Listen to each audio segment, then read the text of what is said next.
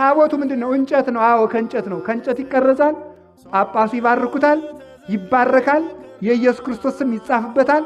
የክርስቶስ ሥጋና ደም ይቀርብበታል። እንቆርብበታለን። ክርስቶስ በታቦቱ ላይ ይገለጣል።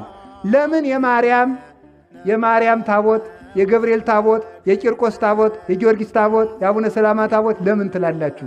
እንግዲህ የእግዚአብሔር ታቦት ብቻ አትሉ?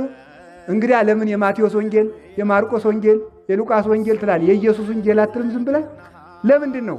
ወንጌሉ የክርስቶስ ሲሆን ቅዱሳን እንዲጠሩበት ግን ፈቅዶላቸዋል። ጻድቃንሰ ይበርሁ ምስቤተ እደ። ተመልከቱ፣ በመንግሥተ አቡሆሙ ዘበሰማያት ጻድቃን በአባታቸው መንግሥት 7 እጅ ያበራሉ።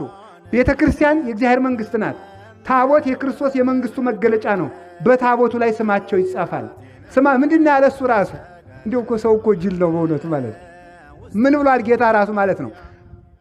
አርዲቱን ሂዱ እስቲ ያስተምራችሁ ነው ብሎ ሲልካቸው አጋንንት ገረሩ ለነበስምከ እያሉ አጋንንት እኮ ተገዙልን ጌታ፣ አጋንንትን እኮ አንቀጠቀጥናቸው እያሉ ደስ እያላቸው መጡ።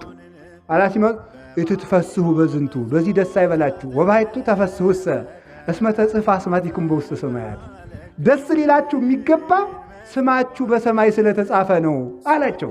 በሰማይ ወረቀት አለ? በሰማይ ጸሐፊ አለ? በሰማይ ቀለም አለ? የለም። ስማችሁ በሰማይ ስለተጻፈ ያለው በምን መዝገብ ነው? የሰማይ መዝገብ የተባለ የሥላሴ ልብ ነው። ታዲያ የቅዱሳን ስም በሥላሴ ልብ ሊጻፍ ከተፈቀደለት በታቦት ላይ ተጻፈ ብሎ እግዚአብሔር ይከፋዋል? በልቡ እኮ ጽፎናል። እንዲያውም እኮ በእጄ ላይ ቀርጫችኋለሁ ነው የሚለው በትንቢት ሲናገር። ክርስቶስ እኮ እዚህ ላይ እጁን የተወጋ እኮ የእኛን ስም እጆቹ ላይ ለመጻፍ ነው። በችንካር ቀለም ነው የጻፈን። የቅዱሳን ስም በሥላሴ ልብ ተጽፎ ከታቦት ላይ ለምን ተጻፈ? እሱ ደግሞ በቅጥሩ ትንቢተ ኢሳይያስ ምዕራፍ 40 54 ከቁጥር 1 እስከ 6 እንደምትመለከቱት ለባልደረቦቼ ንጽሕናቸውን ለጠበቁ እኔን ላገለገሉ ሁሉ በቤቴ በቅጥሬ መታሰቢያ ሰጣቸዋለሁ ብሎ ራሱ ቃል ኪዳን ገብቶላቸዋል። ስለዚህ ከተመረጡት ጋር ቃል ኪዳን አግብቶ ስማቸው እንዲታሰብ በታቦት እንዲቀረጽላቸው በቤቴ በቅጥሬ በቤተ መቅደስ ስማቸው እንዲታሰብ አድርጓል። እምናመልክ እግዚአብሔርን በቅዱሳን ስም ይጠራል። ቅዱሳንን ያከበረ እግዚአብሔር በቅዱሳን በተሰየመ በዓል ላይ ሲከብር ይውላል። በአንድ ቤተ ክርስቲያን እናምናለን የምንለው ለዚህ ነው። በቅድስት ድንግል ማርያም ስም ታቦት ይቀረጻል፣ በሚካኤል ይቀረጻል፣ በገብርኤል ይቀረጻል።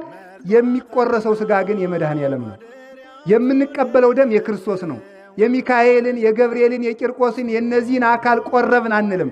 የምንቆርበው ክርስቶስን ነው። የምናመልከው ክርስቶስን ነው። በእነሱ ስም ግን እሱን እንቀበላለን። ዘኪያክሙ ተወክፈ